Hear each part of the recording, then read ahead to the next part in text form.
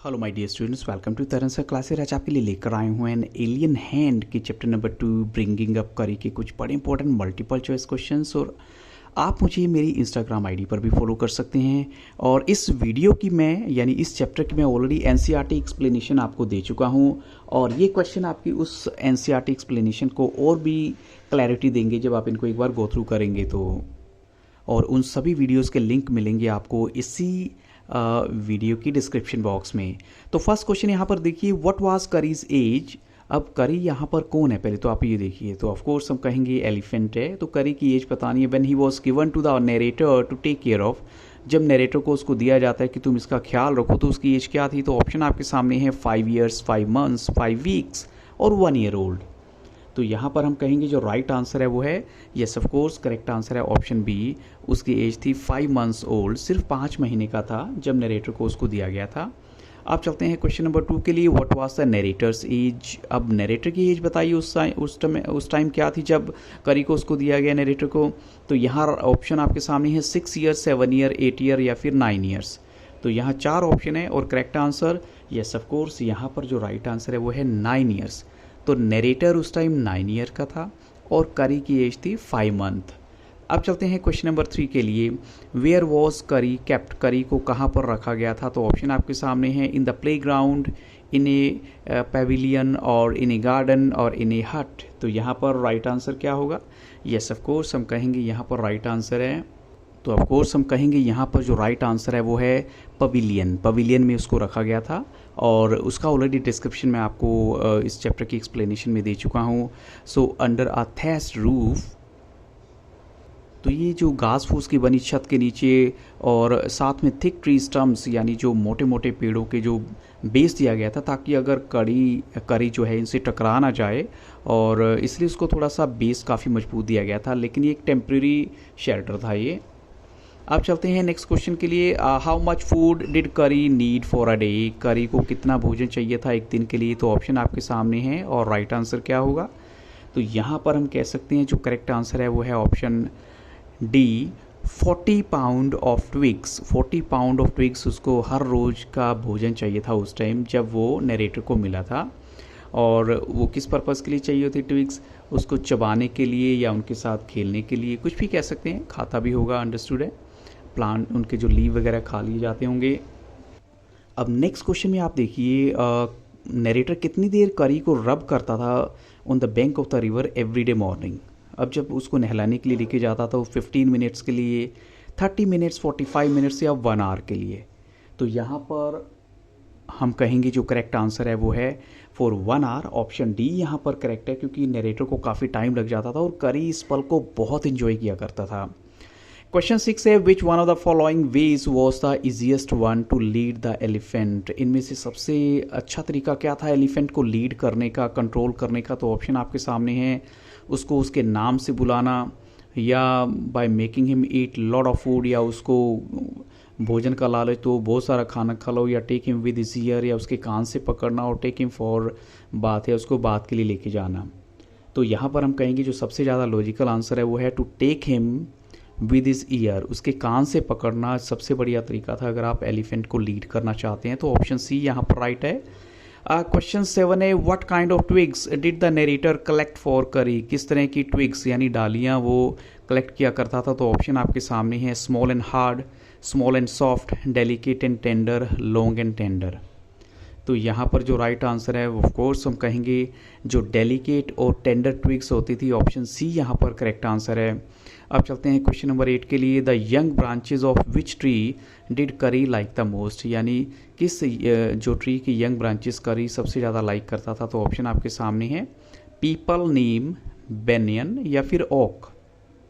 तो यहाँ पर जो राइट आंसर है वो क्या है, ऑफ कोर्स यहाँ पर करेक्ट आंसर है बेनियन ट्री की। अब चलते हैं क्वेश्चन नंबर 9 के लिए, व्हाट वाज लेसू। लेसू एक्चुअल में क्या है। तो ऑप्शन आपके सामने है, ब्रांच, अ लोग, ट्रंक ऑफ करी या एन आयरन हैंडल। एक्चुअल में वैसे हम कहेंगे कि ये यहाँ पर देखा जाए तो वैसे तो एक रोप के लिए वर्ड यूज़ होता है, लेकिन यहाँ पर एक किसके लिए यूज़ हुआ था, ट्रंक ऑफ करी, यानी जो करी की सूंड के लिए, जो नरेटर को बचाने के लिए उसने एकदम से उसके गले में डाली थी। तो फॉर अ मोमेंट उसको लगा कि एक लेसू है लेसू इनफैक्ट हम कहेंगे। तो ऑप्शन सी यहाँ पर हम कहेंगे राइट है। अब चलते हैं क्वेश्चन नंबर 10 के लिए। Where would the narrator keep the tray of fruit. Narrator या नरेटर की फैमिली जो ट्रे ऑफ फ्रूट कहाँ पर रखते थे, तो ऑप्शन आपके सामने है in the kitchen, in the lobby, in the refrigerator या इन द डाइनिंग रूम।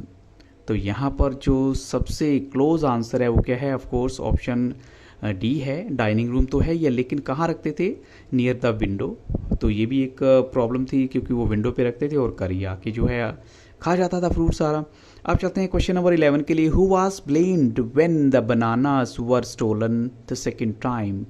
किसको ब्लेम किया गया जब बनानास को सेकंड टाइम में चुरा लिया गया था, तो ऑप्शन आपके सामने है करी, नरेटर, सर्वेंट्स या फिर स्नेक। तो यहाँ पर जो राइट आंसर है ऑफ कोर्स हम कहेंगे ऑप्शन बी है। नरेटर के ऊपर शक गया कि शायद नरेटर ही ये सारा काम करे जा रहा है चोरी छिपे खाने का। फर्स्ट टाइम का जो ब्लेम है वो जाता है बनाना को या फ्रूट को चुराने का, वो सर्वेंट्स के ऊपर जाता है, लेकिन सेकंड टाइम का ब्लेम जाता है नरेटर के ऊपर। अब चलते हैं क्वेश्चन नंबर 12 के लिए। Next time I see you stealing fruit. अगर मैंने तुम्हें फिर से चुराते हुए देखा फ्रूट को, यू विल बी व्हिप्ड, तो तुम्हें कोड़े मारे जाएंगे, हंटर से पीटा जाएगा। यहाँ पर यू किसके लिए यूज हुआ है, तो यहाँ पर करी, नरेटर, सर्वेंट्स या snake.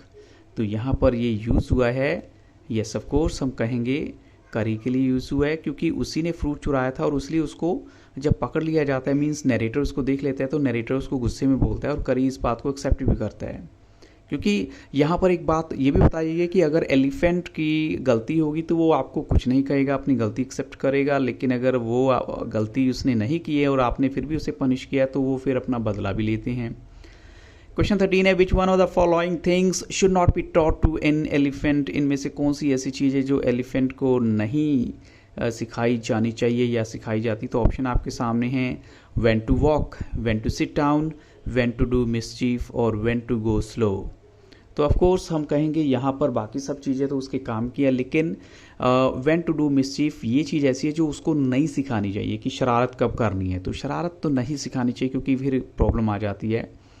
Mali and pull his trunk forward means a signal for carry to. अब इसका क्या मतलब है कि ये किस चीज़ का सिग्नल है, जब आप मली बोलते हैं और साथ में उसकी ट्रंक को थोड़ा सा आगे की तरफ मूव करते हैं, तो ये सिग्नल है वॉक, सिट, स्लीप या run.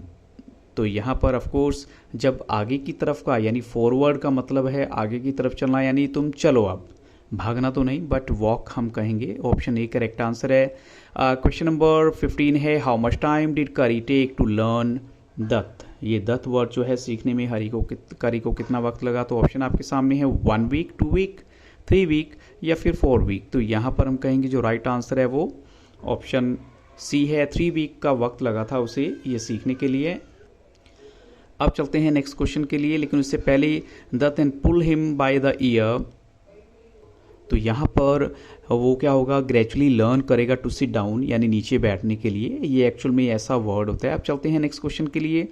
How much time an elephant learn to take a master call. मास्टर कॉल को सीखने में एक एलिफेंट को कितना वक्त लग जाता है, तो ऑप्शंस बिल्कुल क्लियर हैं, तो यहाँ पर आपको राइट आंसर देना है।